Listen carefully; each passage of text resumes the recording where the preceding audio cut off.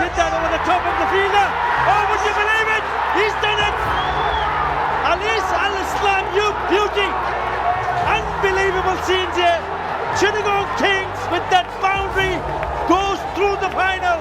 শেষ চারের আগে কে ভাবতে পেরেছিল চিটাগং আর বরিশাল ফাইনাল খেলবে?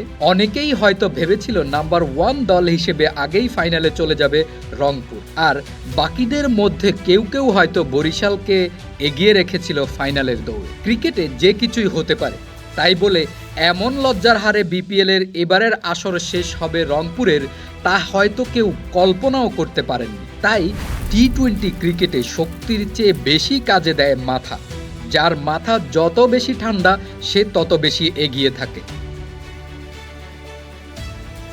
তবে ফাইনালের আগে বরিশালের স্কোয়াড দেখে যে কেউ ভয় পাবে। কায়েল মায়ার্স, মোহাম্মদ নবী ও ডেভিড মালানের সাথে আছেন 11 ম্যাচে 20 উইকেট নেয়া ফাহিম আশরাফ। ফাইনালের আগে দলের সাথে যোগ দিয়েছেন জিমি নিশাম। তাই তো তাইজুল ইসলাম একবার বলেছিলেন, বরিশালের বেঞ্চের খেলোয়াড় দিয়ে আরেকটি দল ঘোষণা করা যাবে। দেখেন যে আমাদের টিমের বেঞ্চে কারা কারা বসে আছে, তাদেরকে দিয়ে হয়তোবা আরেকটা অন্য টিমের চেয়ে ভালো টিম করা যাবে। এখন আসা যাক বরিশালের দেশি খেলোয়াড়দের কাছে। বরিশাল যে জাতীয় দলের ছায়া, সেই গল্প আমরা সবাই জানি। তবে এবারের বিপিএল এর সেরা 10 রান গেটারের তালিকায় এক তামিম ইকবাল ছাড়া কেউ নেই।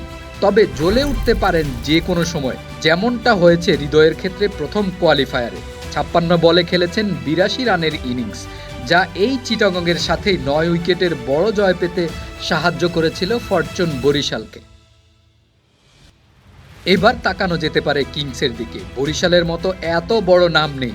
এক শামীম এবং ইমন ছাড়া দেশিদের মধ্যে দলে একক কোনো শক্তির জায়গা নেই। তবে চিটাগং কিংস সব শক্তি এক করে খেলতে পারলে লড়াই হবে জমজমাট, এটা নিশ্চিত। দ্বিতীয় কোয়ালিফায়ারে খাজা নাফের 46 বলে 57 রান আর হোসেন তালাতের 25 বলে 40 রান দলকে ফাইনালে তুলতে সহযোগিতা করেছে। ব্যাটিংয়ে আরও ছিলেন গ্রাহাম ক্লার্ক। তাই ফাইনালে দল হয়তো খুব বেশি পরিবর্তন করবে না। খুলনার সাথে এমন নাটকীয় জয় যে কারো মনে থাকবে অনেক দিন। আলিস আল ইসলাম যে এই ম্যাচ জিতিয়ে দিবে, এটা ভাবা একটু কঠিন ছিল কিনা তার উত্তর আপনারাই দিবেন কমেন্ট বক্সে। তবে ফাইনালের আগে এমন জয় যে তাদের আত্মবিশ্বাস বাড়াবে, তাতে কোনো সন্দেহ নেই।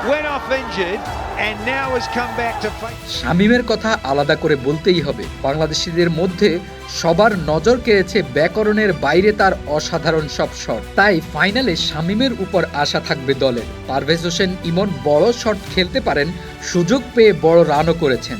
তাই এই ওপেনার ব্যাটারও হতে পারে দেশিদের মধ্যে চোখ রাখার মতো।